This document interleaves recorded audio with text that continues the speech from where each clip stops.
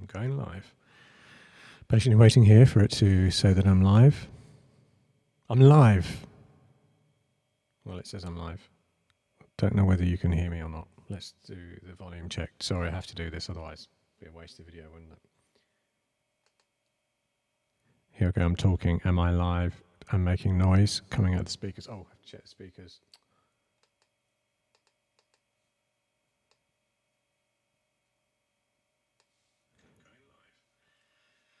Waiting here for it to say that I'm live. It's working. Okay, that's good. So what I have down here in front of me, which should be on the feed, yes it is the remains of this Sarrisa Precision medium density fiberboard MDF laser cut factory terrain piece, and I'll bring it up to beside my head so you can see the size. There it is. So it's basically a factory. It has that retro look to it, doesn't it? And I've nearly finished it, so I've done all of the airbrushing, obviously all the construction, put all the extra bits of gubbins and details on.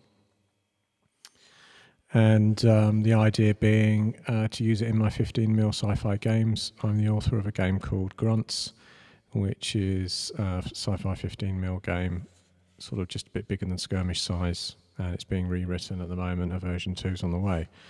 And as part of doing the new book, I want to get a whole series of nice looking terrain items to use in it, so this being one of them.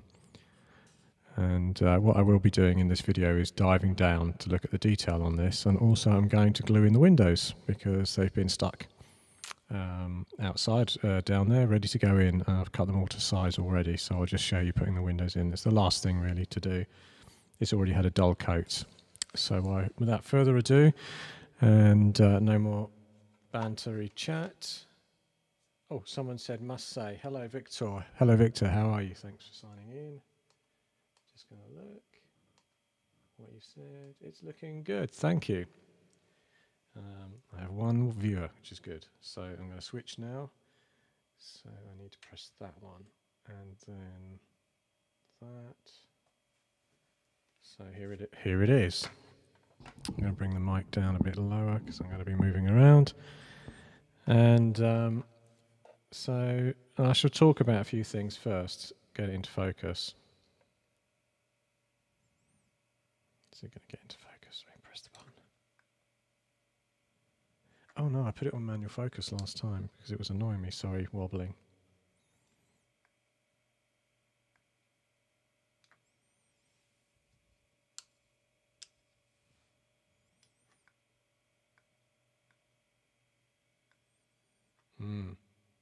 Not getting it to focus. Sorry guys, just may have to manually focus, which is a good thing, which it's not doing.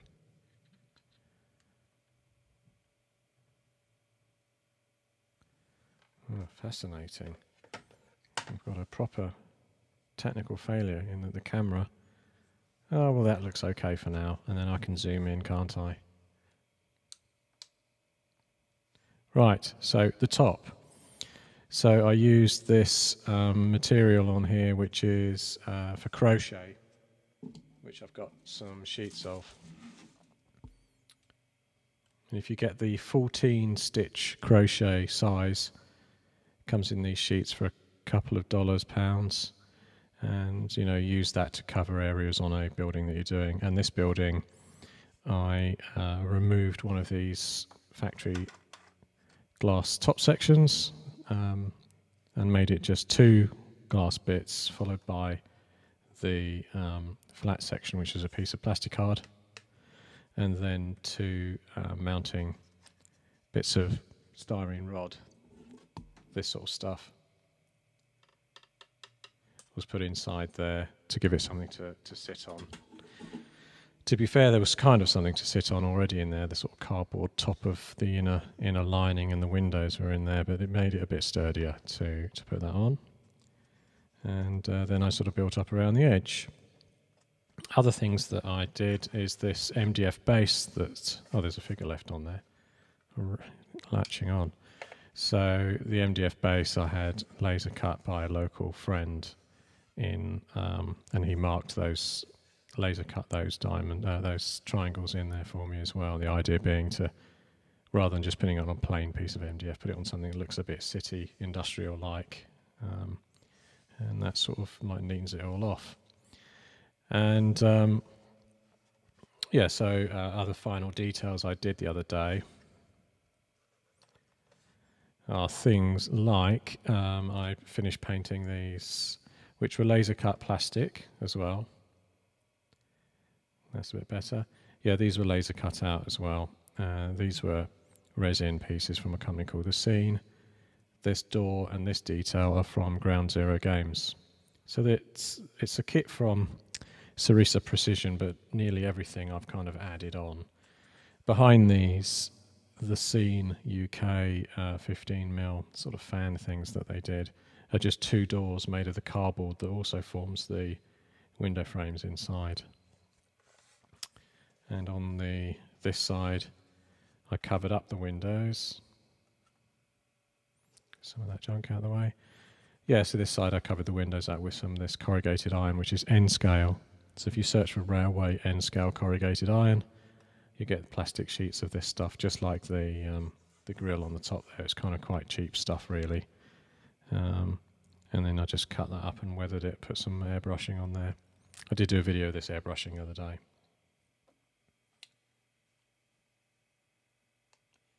So I can see I've had another comment, but my screen's not updated. Aha! The structured plastic used on the roof sure looks good when painted. Yeah, it does look okay. I didn't really do a lot of painting on it, to be fair. What I wanted to avoid with the whole model, which I think I've just about achieved, which is I didn't want it to look like a dark future Gothic, 40K style. It's very easy to do that, I think, with a building. You start with a black primer, start dry brushing things up with a silver or bolt gun metal or something, and before you know it, you've got a dark future-looking thing which doesn't, it just looks like a Gothic church or something, like they use in 40K all the time. That kind of industrial Gothic. In fact, for Warhammer, Games Workshop, to their credit, just recently they've been doing a lot more things that look like factories and industrial, mixed in with the dark Gothic churches, which kind of used to be the staple for years and years. Everything had to look like a church. So yeah, I think I've achieved that. I've not gone too dark.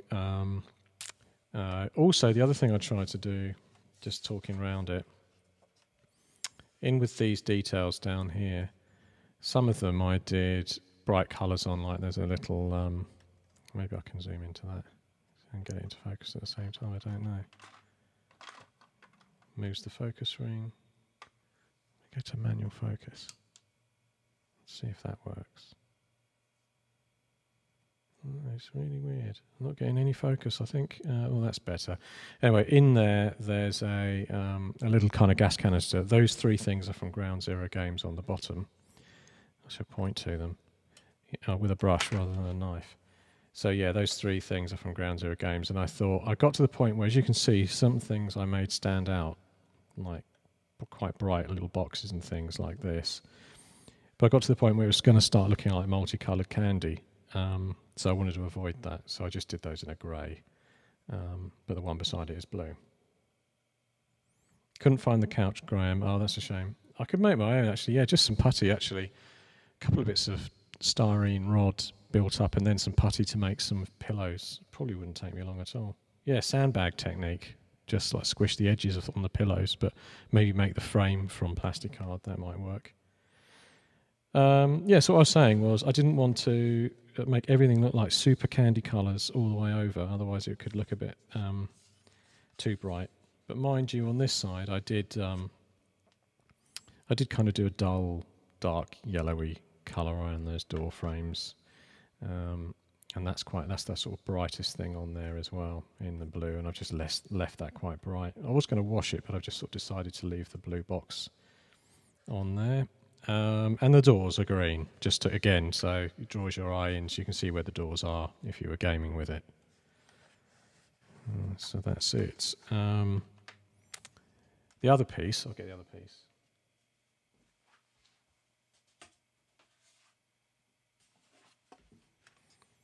So obviously Sarrisa Precision as a company, what they've done is they've built things to a kind of model so they can, repeat for other kits. So this is another kit they do, this small building, which is quite a cheap one, a nice one to start with, really. And it's obviously got exactly the same chimney with the same way it's built and everything. I don't think there's much difference in it at all. And obviously they can just repeat that and add it to another kit like this. And yeah, I've dirtied that one up quite a lot. And again, all the way up the side there for new viewers, that's all Ground Zero Games bits and pieces. Some of that plasticard style of corrugated iron, some of that same grill on there from the crochet kit. Spit that one out. And then on the back of there's some detailing done. So we've got a door, Ground Zero Games, like a window. I can't remember who did that window. Probably Critical Mass Games, I think, and then some barrels from Ground Zero Games. So yeah, just before they do the glass windows, there's one other thing. So basically when I was doing the base, so that it's a long way away there, you can sort of see it. I didn't want to go too detailed, so I have sort of put,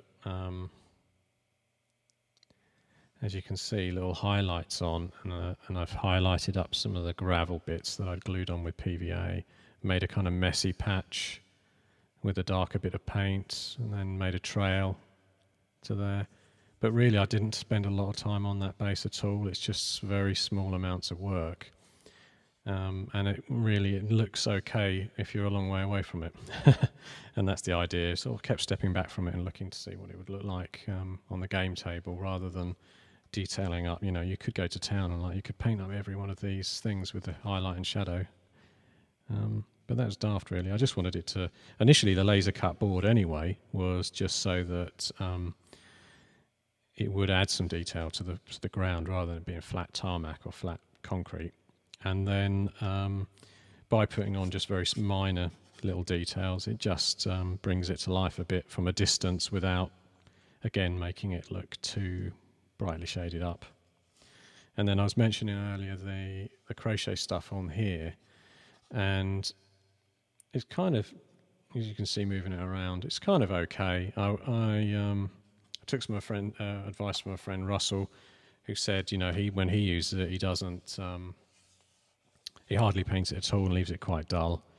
And that was just really, I wanted to avoid making it look way too shiny, and just keep it dull as well, like metal that's got oily and dirty over the years. And then I did put a little bit of a wash from there of some rusty stuff off these things. And to be fair, just again, just a general observation when you're doing these kind of projects, there is a limit to the amount of energy you can put in. So, for example, earlier on, I'd done those details, like these little tiny bits in here, and I airbrushed the green one, and I airbrushed these just with some spare browny orange that I had in the airbrush. And in my mind, when I was doing that, I was thinking, I'll come back to those and I'll paint up and I'll highlight every corner, and they'll just be so perfect, even though they're little boxes and they've really have no significance on there at all. And of course, what ended up happening was, by the time I got to near the end of the project, you just sort of think, I'll just leave them. I mean, it's just like a dark yellowish and an orange box on the top. Looks a bit weathered. I did put some wash in there. This stuff called Smoke. I don't know if I've got it with me. Yeah, I use a lot of these paints for the weathering, the life colour. And this one's called Smoke, and it's just like a null oil, like the Games Workshop one. But it's a bit different than known oil. It's kind of... Well, no, and probably pretty similar, to be fair. You could use known oil then. I just happen to use this Smoke because I like the Tensnochrome stuff from Life Colour.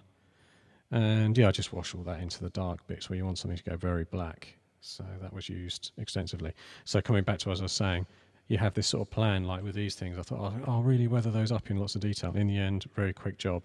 They took an airbrush, they had a wash. They haven't even been dry brushed. I may have put a tiny dry brush when I was doing the metal along there. And I used a colour called Pig Iron from Privateer Press on that top, because it's a very dark blackish metallic, and then I probably went over some of that.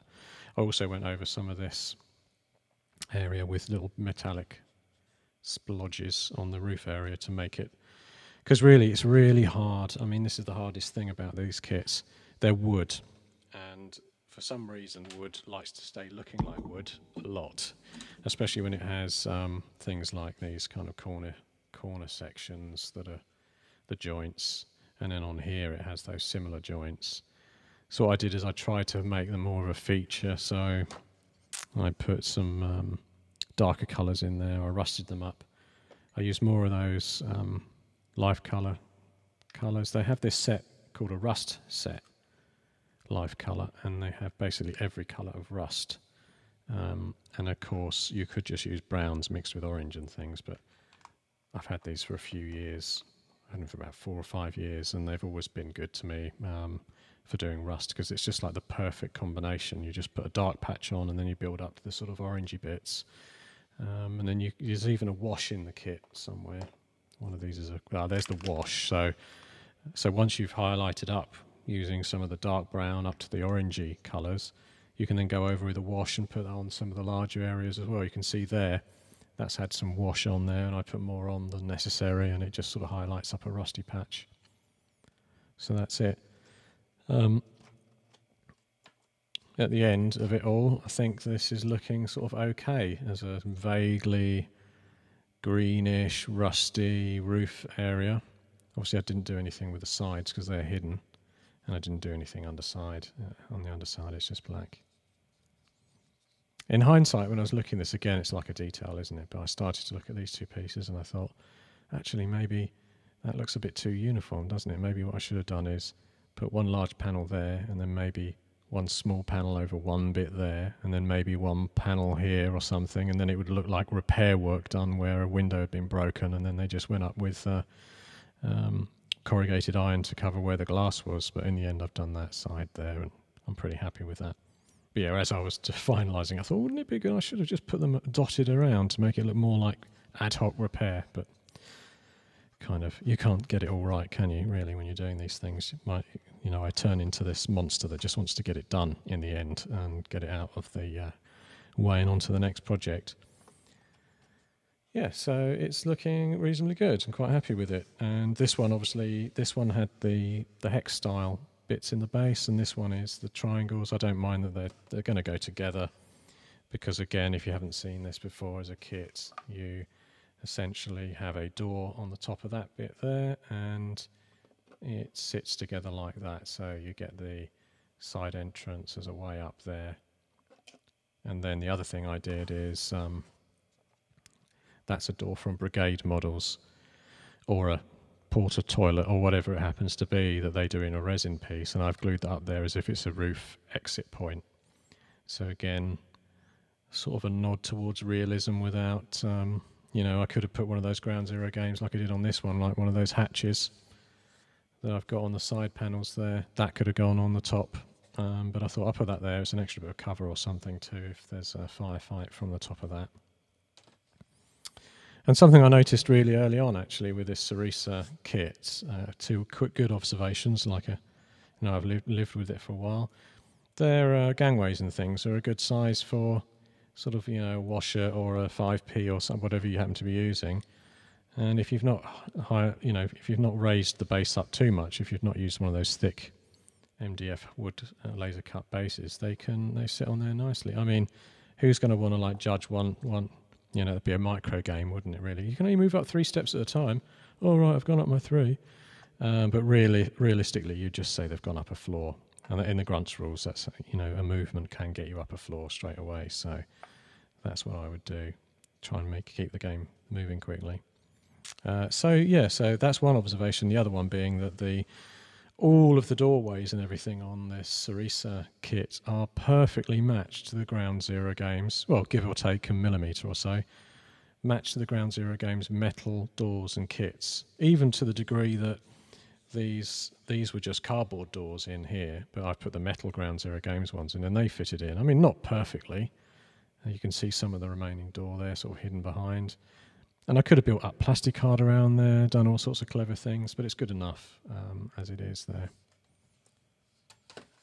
Right, that's it. So I'm going to do the windows. And to do the windows, I use this plastic sheeting,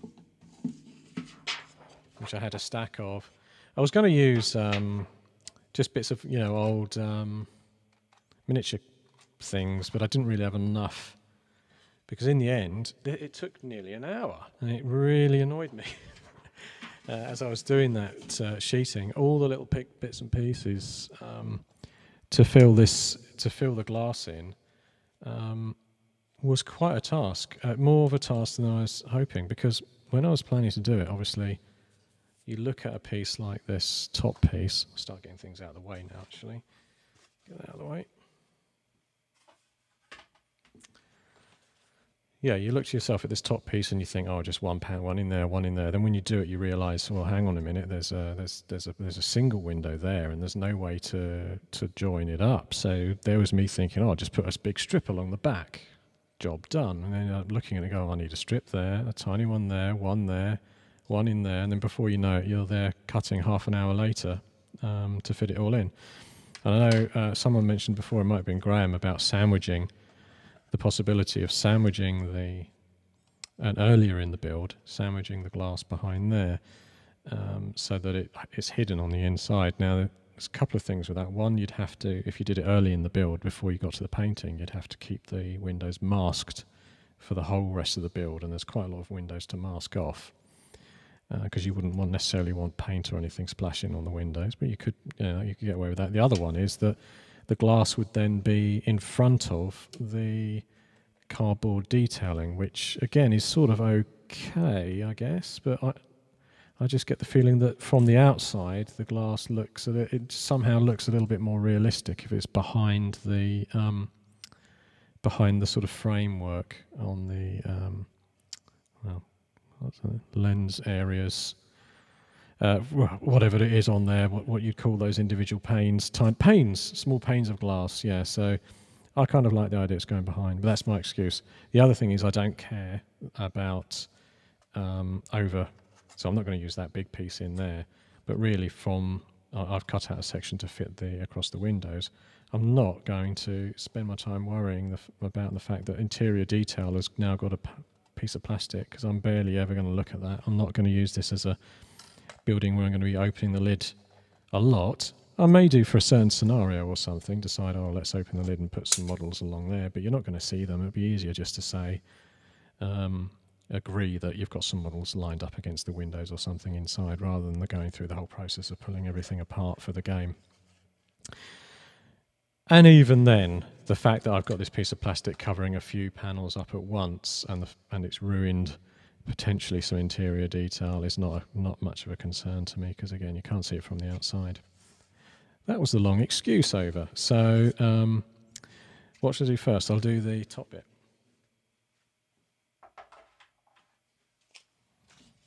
So what I've got here is that to go quite simply in there, but there is one way around because I've built it. So it's in. It's got a shine. And that's what I'm going to do. Now what I've got is testers. Oh, so Graham can't claim the sandwich idea. I wonder who the sandwich idea was from. Testers, clear parts, cement and window maker. So this is for when you're building like model aircraft. And I bought it, again, this glue may have gone off because I've had this for about 6 years. This has got a newer date than that. I think it's old. If you're making 1/35th scale or other airfix scale plastic model kits, and you know the way super glue makes the plastic all fur up, and you could get away with that and say, oh, the window's a bit frosted or something, but the idea is you use this and it doesn't make the super glue. The super glue doesn't make the paneling go misty or fogged. And that's what I've got. So I had decanted a bit into there earlier. It sort of looks like it's separated. Might have to pour some more out. Shake it a bit first.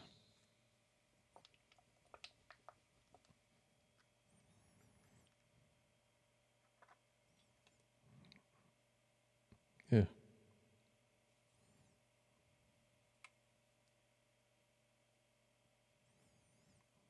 Glue.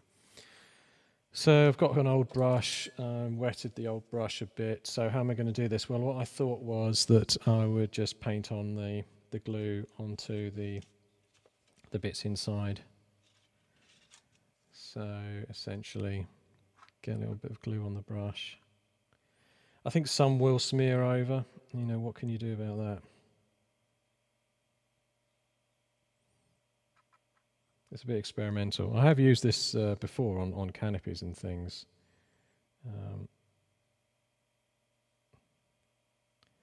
Down the back there seems like a good target to put a bit more. Not so sure about worrying about there. Maybe along the edges. Again, doesn't matter if I've gone up the side there a bit inside. As long as I get a bit down the corner.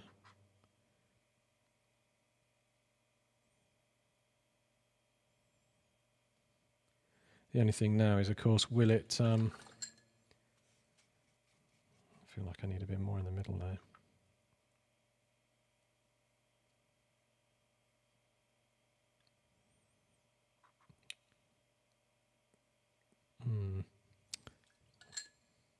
Another thought I had was using PVA, to be fair, but yeah, I've got to get in there without it. Is that the right way around? Yes. Without it being smeared. This could happen.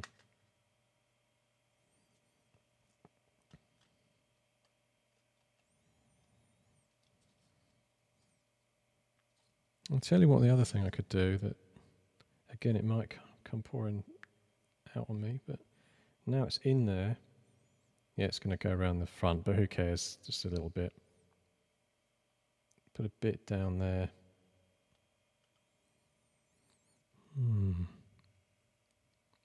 Tempted to try and put something in to weight it, but is it worth it? I can see it's got a bit of a...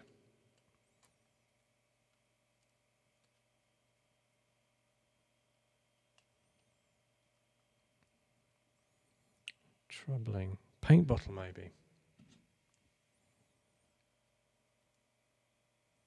It's not going in all the way.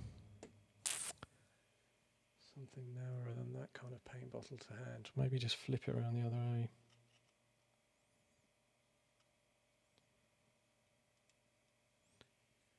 This is going to take a long time if I have to do that. I'm not going to do that all on video, by the way. I was just sort of showing myself doing it. Yeah, so that's... More glue, more glue.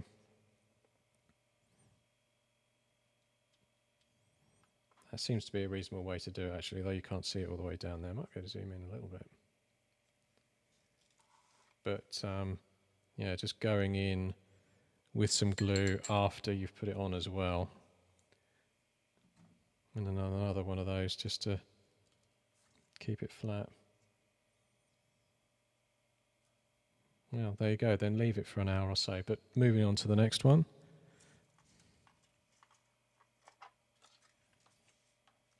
I made this a big one, even though it's got the that bit in there, so that fits in there neatly. Get the glue in there. Now this one's good because I can sort of splash it all over the non-visible side without too much worry about it causing glue overspill.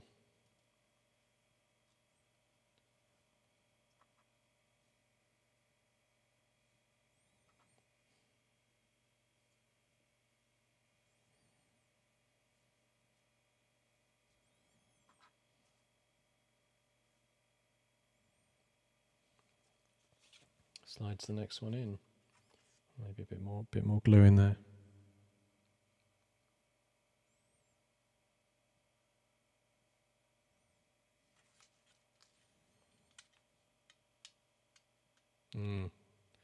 No, I have ruined it, but I don't care.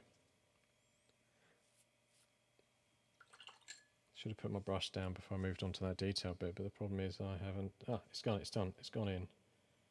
So I've got some minor smearage, which is not a big deal. In fact, most of it's on the black side anyway. And another one's in. I'm going to run out of bottles. No, I'm never going to run out of bottles. I've got so much paint.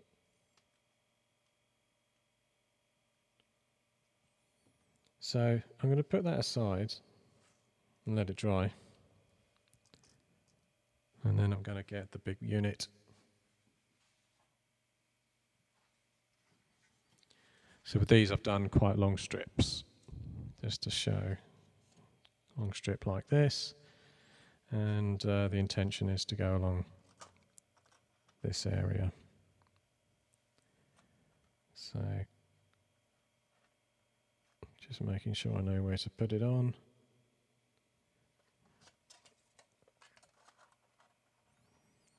I did measure them all out, and there were a few issues, like for example with this bit I obviously had to measure this section, and then I could have cut it out to fit around there, but I thought easier just to cut another single pane to go over that piece, and then that one's over that there.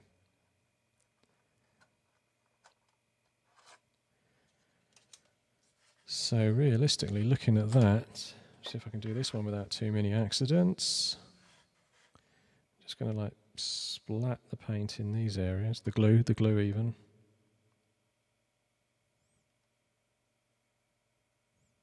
It's running down a bit. So maybe a bit of water in there.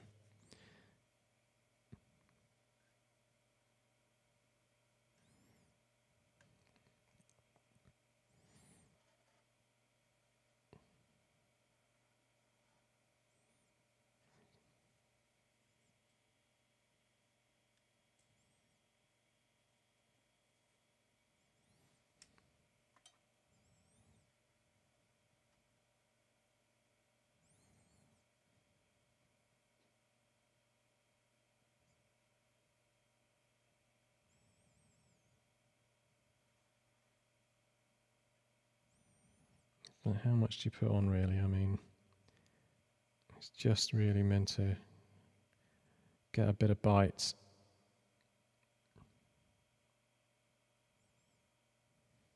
That's probably enough.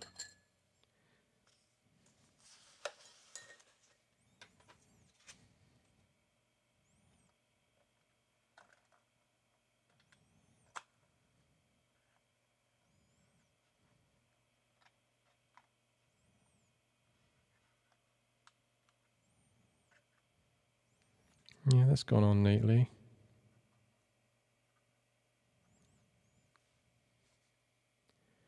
Yeah, you can see where obviously it's just pulling it against there with the moist glue bits there. Even there's doing okay. Probably don't need anything on there to grip that on, so that's quite good. And that feels quite satisfactory, putting on that whole set of panes there. You can see I've got a bit of smear. So yeah, I've got a bit of smear at the bottom of there, but it just looks like maybe a crack in the window or something. So that was it really. I'm not going to like do the constant do everything, but I just wanted to show how I'm doing those bits of window on there, and then I'll get on and do it, and then the whole thing's done. So switching back, cutting over. Yay. Okay, so thanks for listening in tonight. It's been short. I'm trying to make my video short because I do tend to ramble on, but where's the side I've just done? So yeah, there you go. Oh, look, you can even see a little bit of that's looking good to me, at least anyway. Because that's the main thing when you're on the table. You're going to be probably at the sort of distance I'm holding this from the camera now, at least when you're gaming, and therefore when you move around the table, if you do get a little bit of that glare going by as you pass the building while you're moving around and moving your models, it adds to the realism.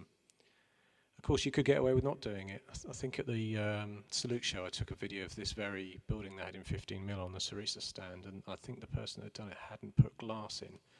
So yeah, you can get away with that without putting that in, but I think it's worth going to the extra effort to get a bit of shine And the other thing is you could put one of those flickering tea lights or something inside once you've got everything together, or any kind of small light, and it would shine out the windows and look quite interesting as well. Right. So what am I doing next? Well, after I've done this, I've got about another 4 bases worth of this stuff to do. I've got in a box behind me, no, not in a box behind me anymore, but I have down there. Yes, I'll get them out.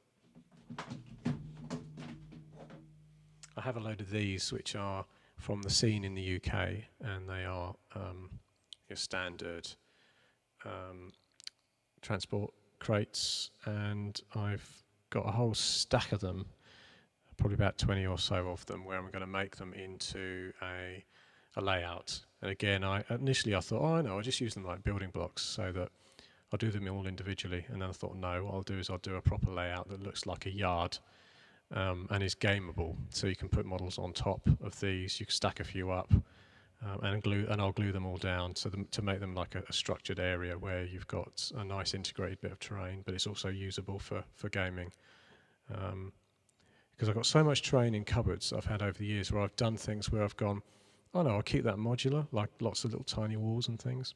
The problem with that is that it's just so much hassle when you get it out. It's easier to get out a piece of terrain and say, well, there it is, it's pretty relatively solid and it's gameable. So I'm going to be making those into one large layout as well, and that might be the next thing I do as a break from the MDF stuff.